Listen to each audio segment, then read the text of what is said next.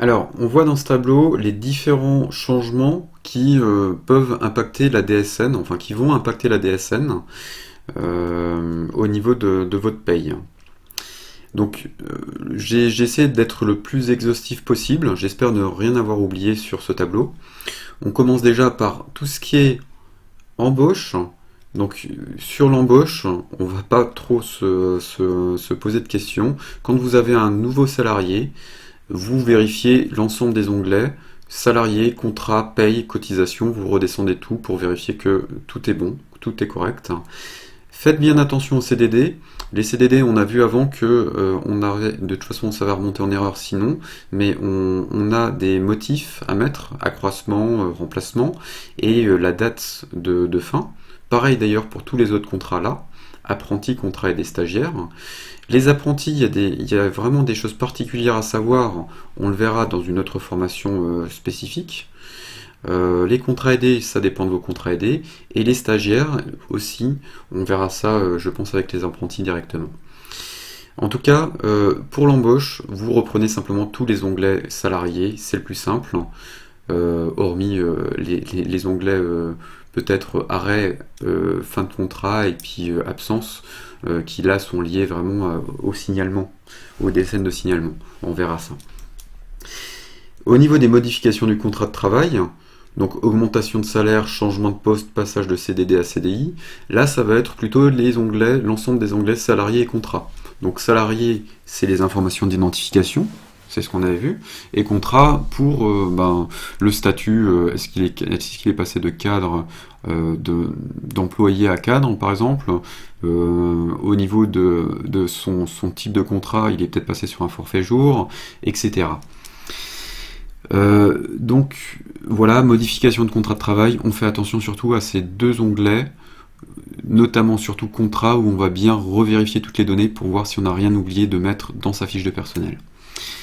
Au niveau des acomptes, des saisies sur salaire, des prêts, alors là on va regarder dans la paye, on a une donnée au niveau de l'onglet paye. Hop. Si on regarde au niveau de l'onglet paye, on va voir le montant net versé.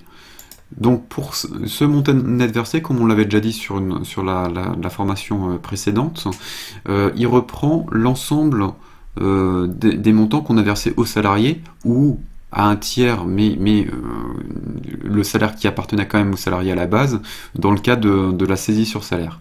Donc on aura la constante net paye qui remonte de toute façon pour tous les salariés, mais attention à bien vérifier, quand vous avez un acompte, une saisie sur salaire, un prêt, si la rubrique liée à cet acompte, cette saisie sur salaire ou ce prêt remonte bien aussi ici dans les rubriques pour cette variable S21 G00 50 04.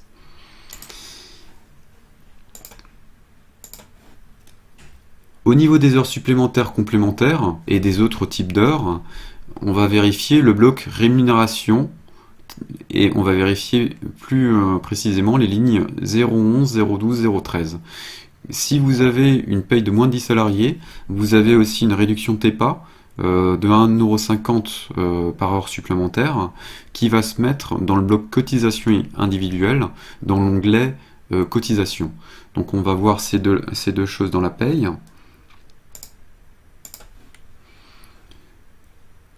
Alors, pour ce salarié qui a des heures supplémentaires, on a le nombre d'heures qui remonte ici et le montant. S'il avait, ça c'est le type 011.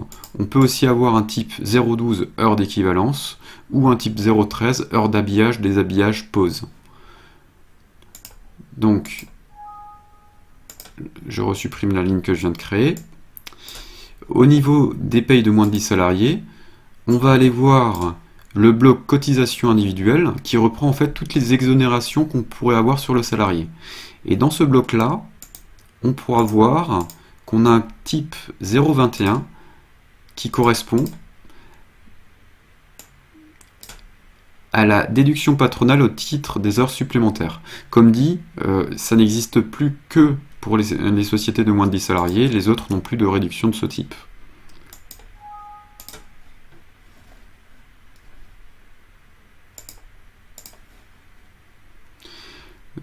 Pour tout ce qui concerne les congés sans solde, les absences exceptionnelles, c'est le bloc activité dans l'onglet paye et le bloc rémunération, plus précisément la ligne salaire établi au niveau de la paye. On va revoir ça aussi. Donc le bloc, on se remet sur la paye et on voit que cette personne a une durée d'absence non rémunérée.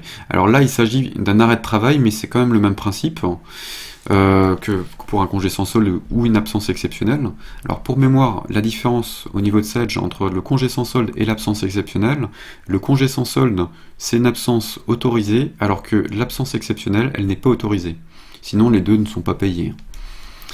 Donc au niveau de la durée d'absence non rémunérée, on a bien 49 heures qui sont déduits en fait du travail rémunéré qui était à 151h67 plus les 19 heures d'heures sup qu'on avait vu précédemment, et donc on a la ligne 02 qui apparaît, et c'est normal, et c'est ce qu'il faut qu'il y ait quand vous avez un congé sans solde ou une absence exceptionnelle. On vérifie aussi en même temps comment a été impacté le salaire établi, c'est-à-dire que votre congé sans solde ou votre absence, là pour le coup l'absence, il y a un montant qui peut, enfin le montant du congé sans solde qui est déduit de la paye doit être réintégré dans le salaire établi. Et là ça semble être le cas puisqu'on voit que le montant du salaire établi reconstitué est bien de 2304 euros, alors que le montant de la rémunération brute non plafonnée, donc du brut total, est de 2014,66 euros. Donc mon salaire a bien été reconstitué pour les CPAM.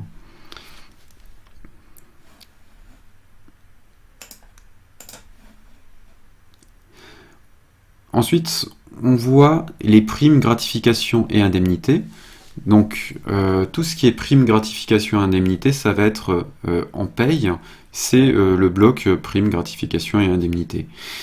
Une petite chose quand même à vérifier, quand vous avez certains types de primes, enfin même toutes les primes qui sont dans ce bloc, elles doivent être déduites du brut assurance chômage. Donc on va revoir dans la paye de nouveau. Le salaire brut soumis à contribution d'assurance chômage, c'est celui-là. Au niveau de ce salarié, on a une prime liée à l'activité avec une période de rattachement spécifique. Donc on voit que cette prime, qui est en fait une prime trimestrielle, on pourrait le voir avec la calculatrice, prime trimestrielle, c'est la rubrique 1250.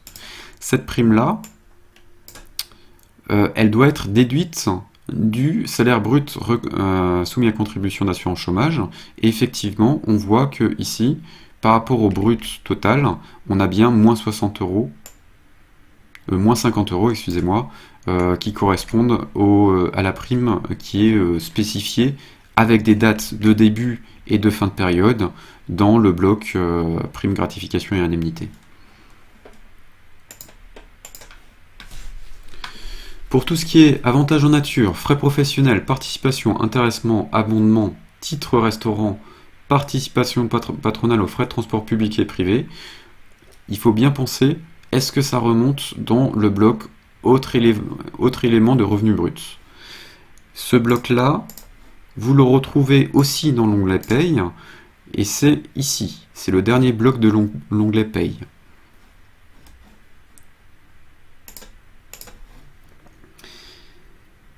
Ensuite, on a les arrêts de travail. Donc les arrêts de travail, on revoit le bloc activité comme pour les congés sans solde absence exceptionnelle, mais on revoit aussi le salaire établi, selon le même principe, mais on va aussi ajouter l'onglet arrêt. Donc l'onglet arrêt,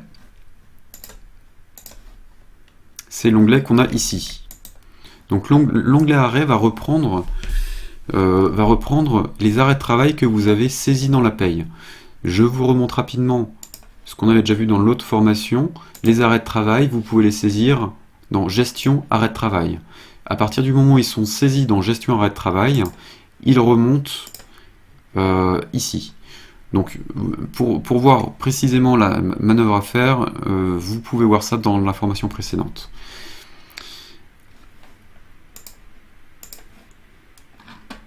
Au niveau des fins de contrat, c'est l'onglet simplement fin de contrat. Alors non, on va revoir déjà l'onglet contrat, les modifications qu'on pourrait avoir au niveau de l'onglet contrat. Donc au niveau de l'onglet contrat,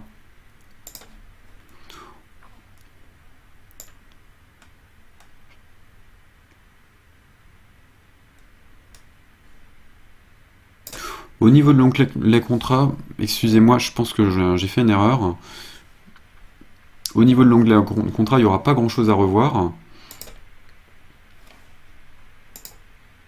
Ce sera seulement paye pour la dernière paye qu'on pourra vérifier et l'onglet surtout fin de contrat.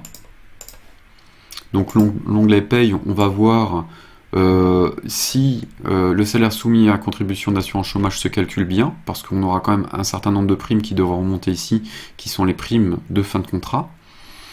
On pourra aussi revoir d'ailleurs l'onglet cotisation. Est-ce qu'il est encore éligible ou pas à la réduction Fillon? Normalement, il ne doit plus avoir de réduction Fillon. Souvent, il n'aura plus de réduction Fillon à cause des primes. Et on vérifie la fin de contrat, donc la date de fin, le motif de rupture du contrat, et est-ce qu'il a une portabilité qui a été validée ou pas.